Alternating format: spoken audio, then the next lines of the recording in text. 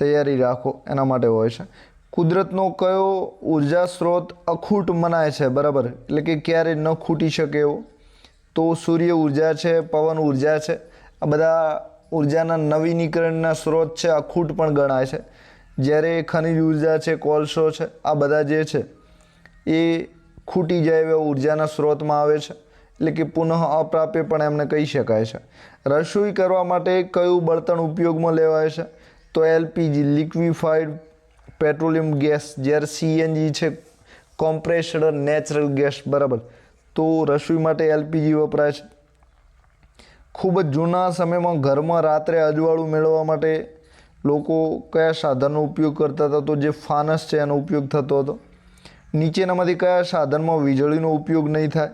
તો સૂર્ય કુકર છે, સૂર્યની ઉર્જાથી ચાલે છે, એટલે કે સોલાર ઉર્જાથી ચાલે છે, એટલે વીજળીની જરૂર નહીં પડે। રિક્ષામાં ઓછો ધુમાડો કરે તેવા ઈંધણ તરીકે શેનો ઉપયોગ થાય છે? તો સીએનજી વપરાય છે। નીચેનામાંથી કયું વાહન ઈંધણ વગર ચાલે છે? તો જે સાયકલ છે એમાં કોઈ ઈંધણની જરૂર હોતી નથી। નીચેનામાંથી કયું ઈંધણ જમીનમાંથી મળતું નથી? તો લાકડું છે એ જમીનમાંથી આપણને નથી મળતું, તો જમીન ઉપરથી મળે છે, બરાબર। પ્રકાશ મેળવવા ફાનસમાં કયું ઈંધણ વપરાય છે? તો કેરોસીન। તો જૂના સમયના જે ફાનસ હતા એમાં કેરોસીનથી ચાલતા હતા। નીચેનામાંથી સૌર ઉર્જાનો ઉપયોગ થતો હોય તેવું સાધન કયું છે? તો સૂર્ય કુકર, સૌર ભઠ્ઠી, સોલાર, વોટર હીટર, બરાબર, ત્રણેયમાં સૌર ઉર્જાનો ઉપયોગ થાય છે। અત્યારે એવા ઘણા બધા સાધનો બીજા પણ છે। 4 રસ્તા પર કેવા રંગની લાઇટ થતાં વાહનો આગળ વધે છે? તો લીલા રંગની લાઇટ જ્યારે થાય છે ત્યારે સાધનો ત્યાં જઈ શકે છે। 231માં વાહનોમાંથી નીકળતા ધુમાડાથી આપણને શેનો રોગ થશે? તો ફેફસાનો રોગ થાય છે, શ્વાસ લેવામાં તકલીફ પડે છે। તો એમાં જે વાહનો છે એમાં એક તો સલ્ફ્યુરિક એસિડ હોય છે, એક NO2 હોય છે, એટલે કે નાઇટ્રિક એસિડ છે, બીજા પણ ઘણા બધા ગેસો છે, આ બધા એમાંથી નીકળતા હોય છે, તો એના લીધે ફેફસાનો રોગ થાય છે। પેટ્રોલ, ડીઝલ, ક્રૂડ ઓઇલ વગેરે માટે નીચે પૈકી કયો શબ્દ વપરાય છે? તો પેટ્રોલ, ડીઝલ, ક્રૂડ ઓઇલ છે, ડામર છે, પછી બીજા 7-8 પદાર્થો એવા છે કે મળે છે જમીનમાંથી, એ બધા ખનિજ તેલ તરીકે ઓળખાય છે। કયા નામે ઓળખાય છે? તો ખનિજ તેલ તરીકે ઓળખાય છે, ઓઇલ છે। ટ્રાફિક સિગ્નલમાં કેટલા રંગની લાઇટો જોવા મળે છે? 3 રંગની, બરાબર, લાલ, પીળો અને લીલો। વાયુ ઈંધણ તરીકે કયું બળતણ છે? તો સીએનજી વાયુ ઈંધણ તરીકે ઓળખાય છે, તો કોમ્પ્રેસ્ડ નેચરલ ગેસ। નીચેનામાંથી કઈ કુદરતી આપદા છે? તો જે ધરતીકંપ છે કુદરત દ્વારા થાય છે, એમાં માનવનો કોઈ હાથ હોતો નથી।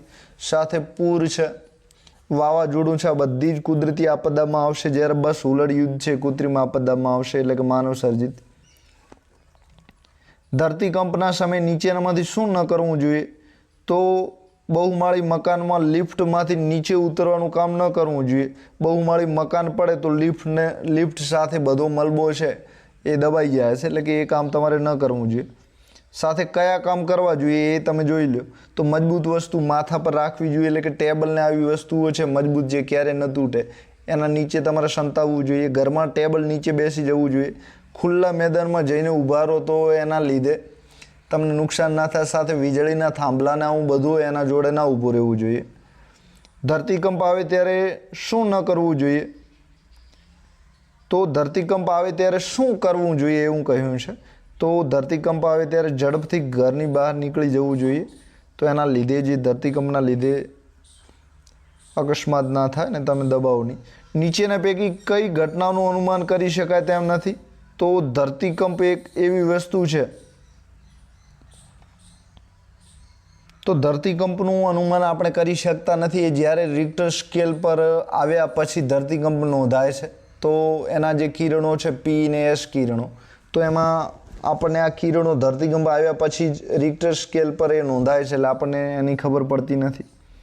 તો ધરતીકંપ એવી વસ્તુ છે કે એનું અનુમાન ન કરી શકાય। જ્યારે વાવાઝોડાની સમુદ્રમાં વંટોળ ઉપડે છે ત્યારે આપણે એને જાણી શકીએ છીએ। ભારે વરસાદની આગાહી પણ જે હવામાન કરતા છે આપી દે છે। અને પૂરની પણ ખબર પડી જાય છે. એટલે કે જ્યારે પાણી વધારે આવે, વરસાદ આવે ત્યારે શક્યતા રહે છે કે હવે પૂર આવશે, પણ ધરતીકંપની આગાહી કરી શકાતી નથી. ધરતી ધ્રુજે, મકાનો ધરાશાયી થાય, જાનમાલને નુકસાન થાય તો એ કઈ આપદા છે? તો ધરતીકંપ છે. નીચેનામાંથી કઈ કુદરતી આપદા નથી? તો જે અકસ્માત છે એ કુદરતી નથી. બાકી પૂર, વાવાઝોડું, ધરતીકંપ